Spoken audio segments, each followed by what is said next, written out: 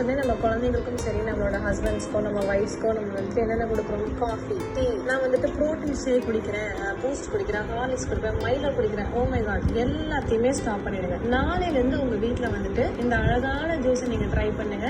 என்னன்னு கேட்டிங்கன்னா வெள்ளை பூசணி ஜூஸ், ஒயிட் பம்ப்கின், ஆஷ்கார்ட். ஸோ கண்டிப்பாக இந்த ஒரு ஜூஸ் வந்துட்டு உங்களோட லைஃப்ல ஒரு பெரிய பெரிய மாற்றத்தை கொண்டு வரும். வெள்ளை பூசணி ஜூஸ் எப்படி போடலாம்? நீங்க வெள்ளை பூசணியை தோல் மட்டும் நீக்கிட்டு ஒரு மிக்சியில போட்டு நல்லா அரைச்சிட்டு ஒரு மெஷ் கிளாத் வச்சு நல்லா வடிகட்டி ஜூஸை மட்டும் எடுத்துட்டு கொஞ்சோண்டு உப்பு, பெப்பர், தேன் ஊற்றி நீங்க சாப்பிடலாம். வீசிங், சைனஸ், ஆஸ்துமா இருக்கிறவங்க வந்துட்டு எடுக்காதீங்க.